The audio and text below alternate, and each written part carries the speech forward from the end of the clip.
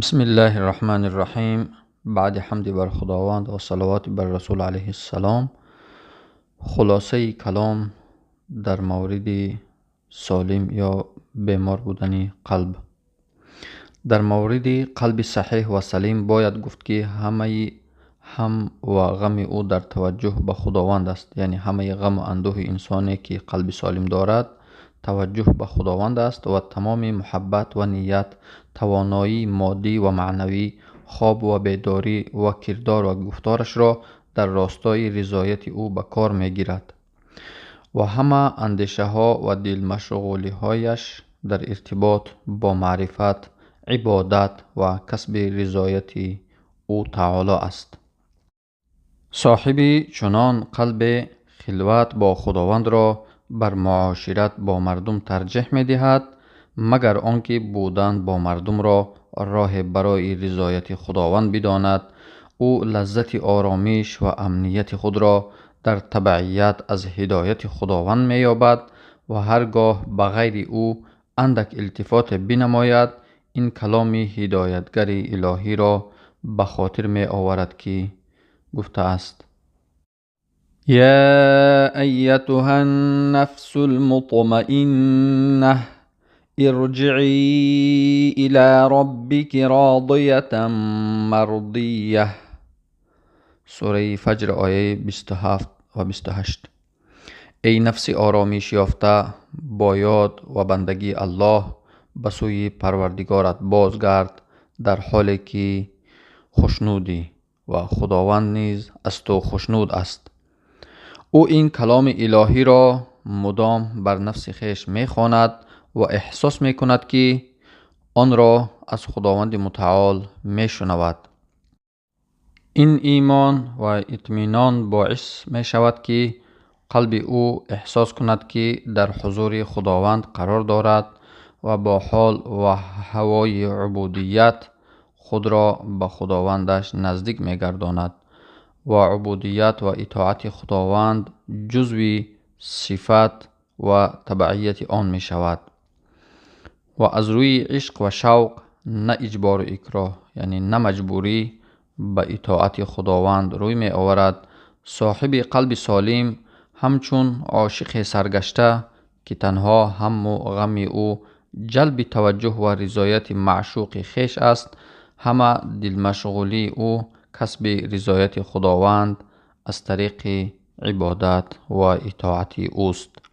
هرگاه امر و نهی خداوندش به او یادآوری شود، در دل خیش نداگری را می شنود که می گوید: خداوندا، ما مطیع و فرمانبرداریم و به خاطر این راهنمایی تو را سپاس گزاریم و با زیباترین ستایش تو را می ستاییم. هرگاه با مشکل مواجه شود، از قلب خیش ندای را می شنود که می گوید: خداوندا، من بنده نیازمندم و تو پروردگاری بی نیاز.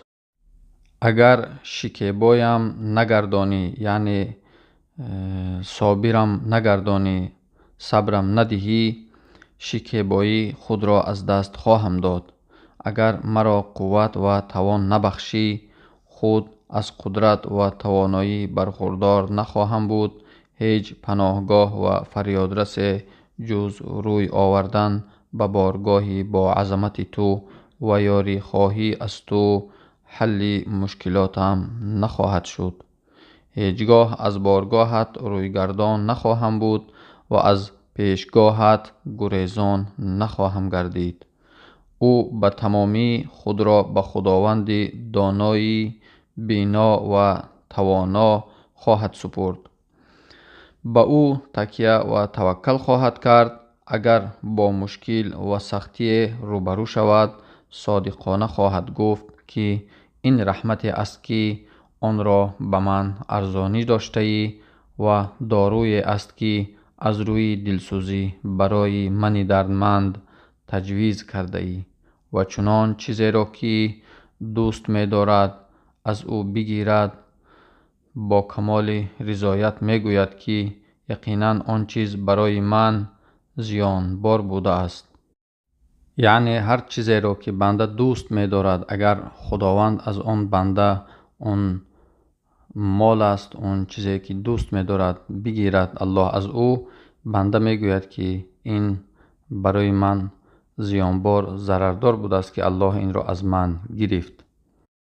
و با دل و زبان می گوید خداوندا کم نبودند کارهایی که می خواستم آنها را انجام بدهم، اما مرا بر آن داشته ای که از آنها دست بردارم و تو همچنان از خودم با من نیکوکارتر و مهربانتری. به هر گونه پیروزی و شادمانی یا شکست و نگرانی که دچار شود آن را راه برای رسیدن و نزدیکتر شدن به خداوند و در برای وصول به بارگاه او می گرداند. همان گونه که شاعر می گوید ما مسنی قدر بکره او رضا الا اهتدیت به الیک طریقا امضی القضاء علی الرضا منی به انی وجدتک فی البلاء رفیقا. هیچ چیز ناخوشایند و خوشایند برایم پیش نیامده مگر آنکه آن را راه برای رسیدن به تو گردانیدم. قضا و قدر تو این است که من از آن خوشنود باشم. براستی در مصائب یعنی مصیبت ها و بلایا تو را رفیق راه خیش یافتم.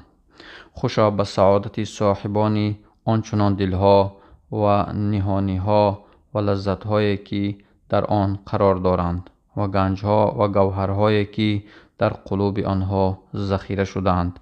چی پاک است پنهانیها و چی زیباست رازهای آنها، به ویژه زمانی که اسرار و نهانیها عیان می شوند. سوگند به خداوند پرچم بزرگ و هدایتگر برای آنها برافراشته شده و با تمام توان به سوی آن پیش می روند و در صراط مستقیمی که برای آنان نمایان شده استوار گام برمی دارند یعنی قدم می گذارند و خدایان ساختگی بسیار چون مال و مقام آمیخته با گناه او را به سوی خود خوانده اند، اما گوش خود را برای ندای آنها بسته و ایمان و اطاعت از خداوند را بر هر چیز و کسی ترجیح داده اند.